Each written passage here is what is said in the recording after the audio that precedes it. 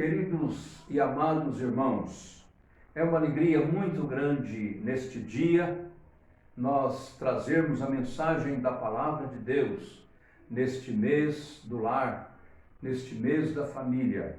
E a nossa igreja, cada domingo, através desta mensagem, sempre trazemos uma palavra que trata da bênção que é as famílias, os seus lares e as famílias que colaboram com a obra do Senhor nas nossas igrejas. O que é uma família abençoada? É aquela família que está na igreja, aquela família que coopera na obra do Senhor.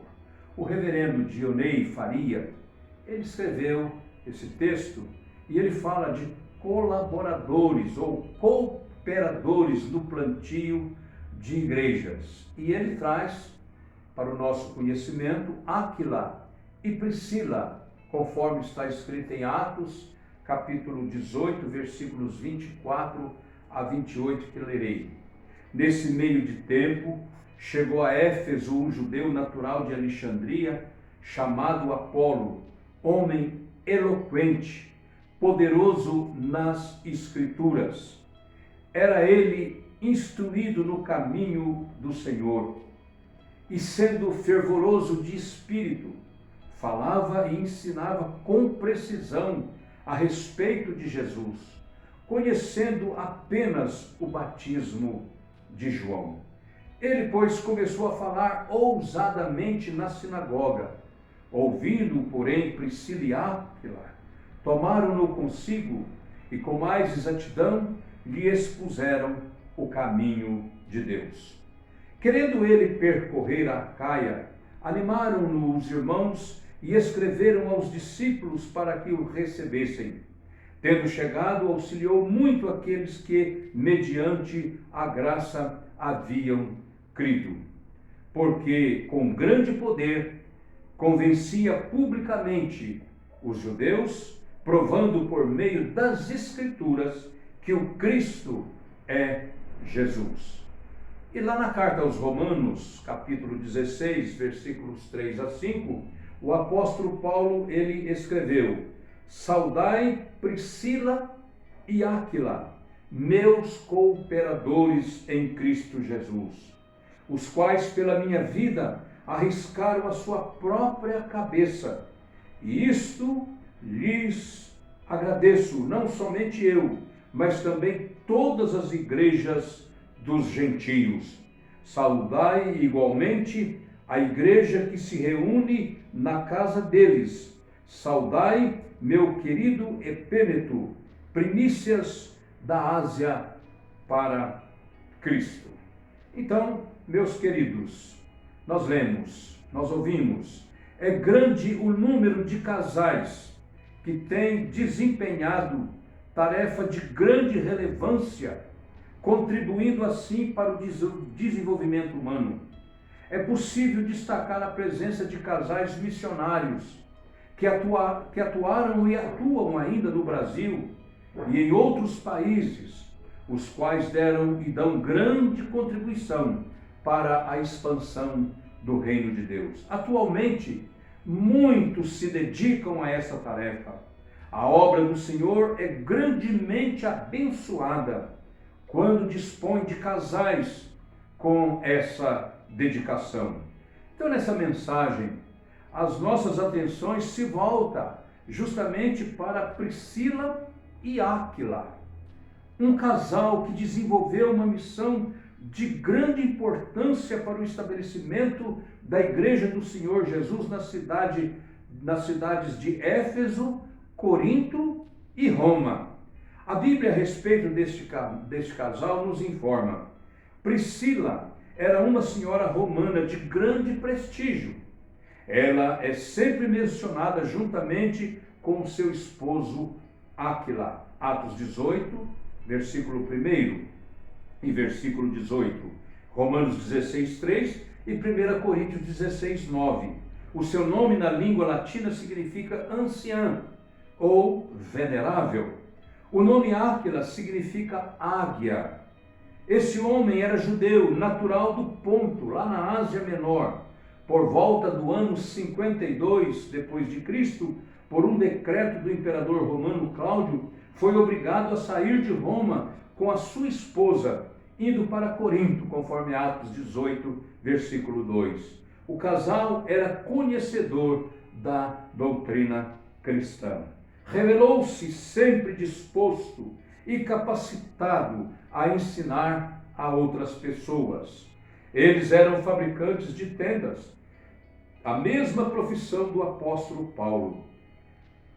Stil Jones, em seu livro Atos, colaborando na missão de Cristo, informa: em Corinto parece que Paulo se estabeleceu para um grande ministério, porém Éfeso permanecia como meta para o futuro.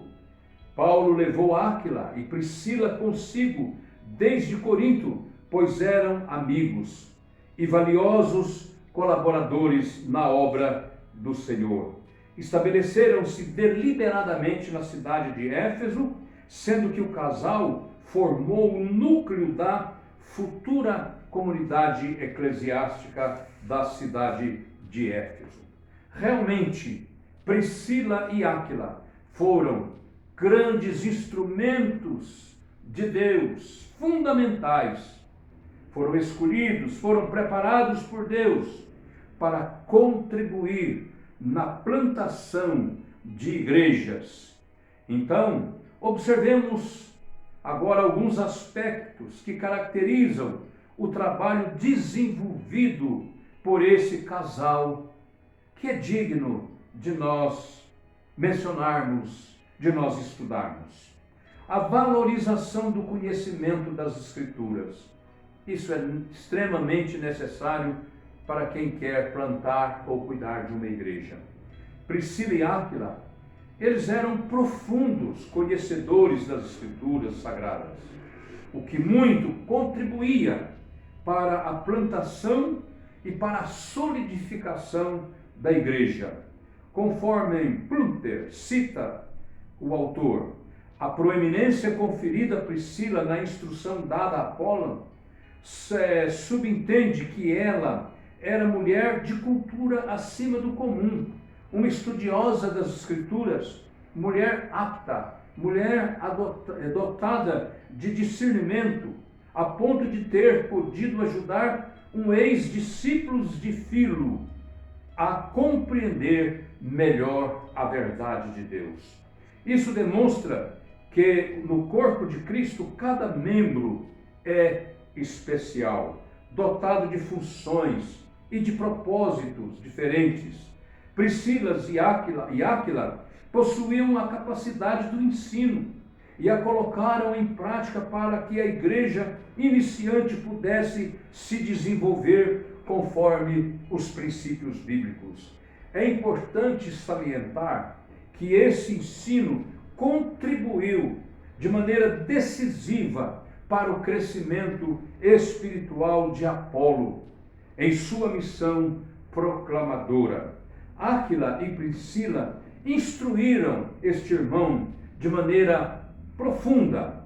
Apolo conhecia Jesus como um personagem da história. Agora ele passa a conhecê-lo como uma presença vivente. Sua capacidade como pregador aumentou consideravelmente. Agora o seu conhecimento foi agregado ao poder. Priscila e Áquila, eles eram pessoas altruístas, isto é, preocupavam-se com os outros. Isso fica evidente no grande interesse em ajudar Apolo, transmitindo a ele os ensinos da palavra de Deus, indispensável para o êxito em sua carreira cristã. Nós não podemos nos omitir no cumprimento dessa tarefa, pois sempre há pessoas sedentas da verdade transformadora. Devemos buscar o aperfeiçoamento e aprofundamento no conhecimento da palavra de Deus. E sempre que se fizer necessário, devemos ajudar aqueles que desejam ser instruídos. Veja o conselho de Paulo em Colossenses 3,16 e em 2 Timóteo, capítulo 2, versículo 2. Em segundo lugar, coragem para se sacrificar em prol do Evangelho. Em Romanos 16,4, encontra-se a seguinte frase: pela minha vida arriscaram a própria cabeça. Conforme Russell Champlin, traduzida literalmente, essa frase seria: expuseram os seus pescoços, o que é uma alusão ao machado do verdugo. Quando um homem era executado por decapitação, ele punha o pescoço sobre um bloco de madeira. A expressão dá a entender que Priscila e Áquila, por mais de uma vez, poderiam ter sido mortos em meio às tribulações e perseguições que assediavam o apóstolo Paulo e todos os cristãos de um modo geral naquele período. Então, meus queridos, observemos que é possível que essa coragem sacrificial tenha sido demonstrada não somente em favor de Paulo, mas também por outros crentes, pelo que todas as igrejas dos gentios lhes eram agradecidos, conforme Romanos 16, versículo 4. Quem deseja participar da expansão do reino de Deus deve estar pronto a enfrentar as várias situações, inclusive as perseguições e sofrimento. Paulo cita Andrônico e Júnia, que foram companheiros de prisão. Romanos 16, 7. Faz referência também a Epafrodito, dizendo: por causa da obra de Cristo chegou ele às portas da morte e se dispôs a dar a própria vida para suprir a vossa carência de socorro para comigo, conforme Filipenses 2, versículo 30. Tudo isso comprova uma fidelidade total a Deus. A história da igreja está repleta de exemplos de pessoas que arriscaram suas vidas, chegando algumas ao martírio, como é o caso de Estevão e tantos outros no decurso da história. O capítulo 11 da carta aos Hebreus faz menção a muitos que sofreram a morte, revelando uma fé inabalável e vitoriosa diante de tamanhas perseguições e provações. Será que é possível encontrar hoje pessoas que estejam dispostas a se sacrificar por amor a Cristo e em defesa do Evangelho? A fé verdadeira não se limita diante dos obstáculos e perseguições.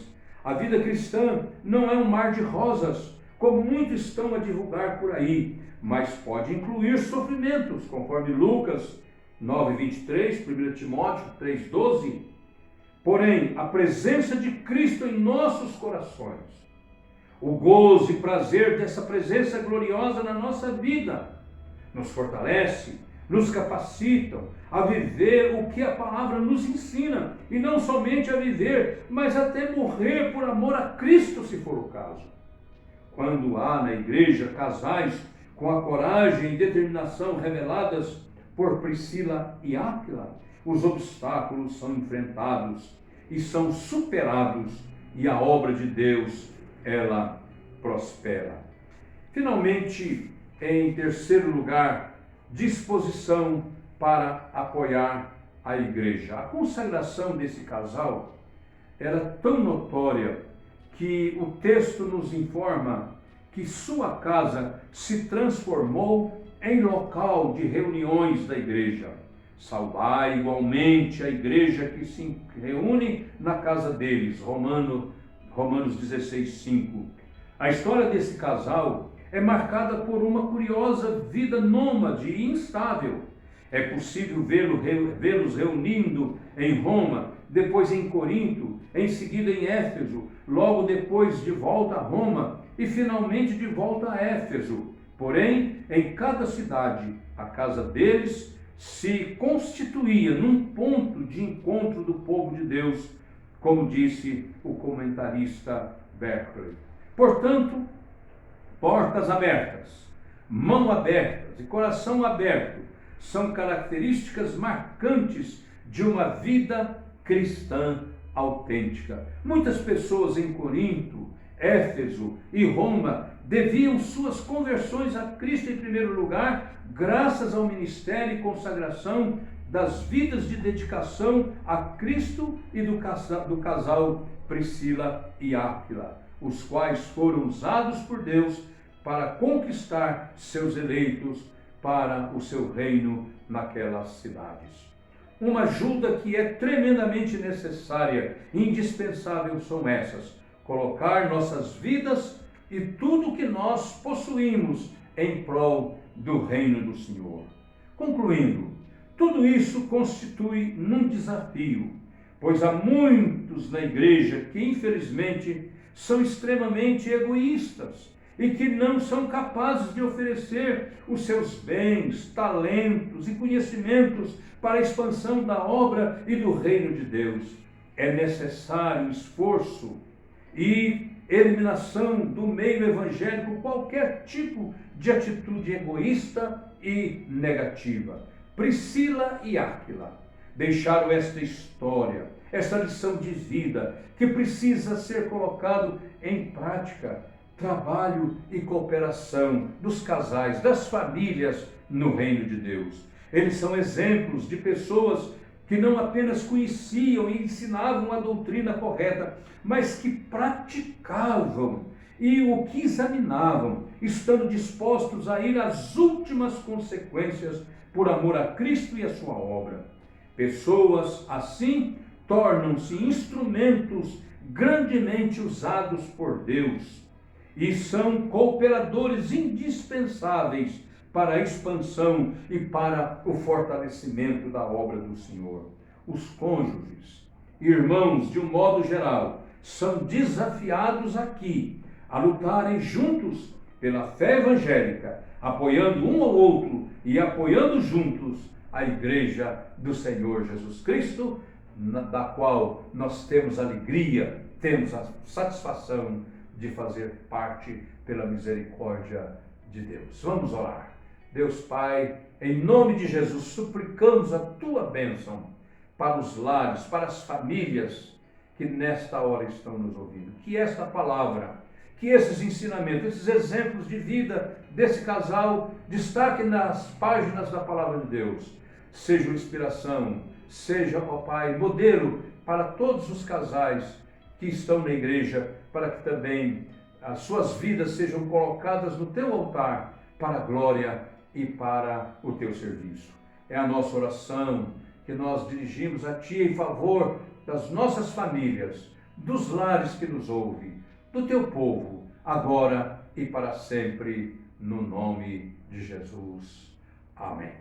E agora, irmãos, que a graça do nosso querido Senhor e Salvador Jesus Cristo, o amor de Deus, o nosso Pai, a eterna cooperação do Espírito Santo, seja sobre vós, agora e para todos sempre. Amém. Amém.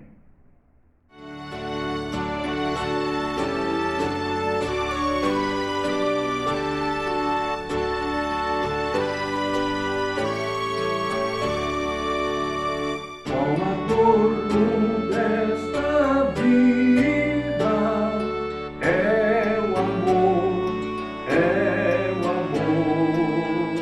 a alegria é concedida pelo amor, é benigno, é paciente, não se torna não se torna maldizente, nem se ufana este amor, com suspeita não se alcança, belo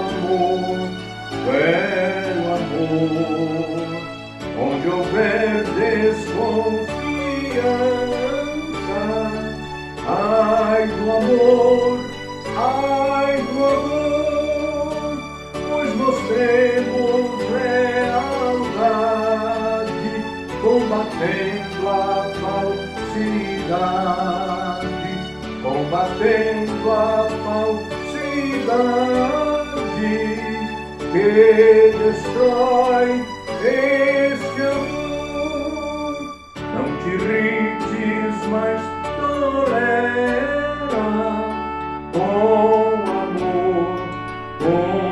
amor, tudo sofre, tudo espera, pelo amor, o caminho excelente, ao segui-lo vence o crente, ao segui-lo vence o crente, numa vida de amor.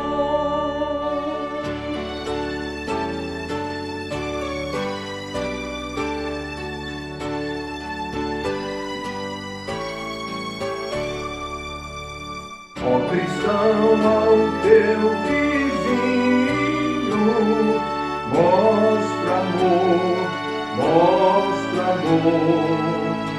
O valor não é mesquinho deste amor, o supremo Deus nos ama, Cristo para o céu nos chama, Cristo para o céu nos chama.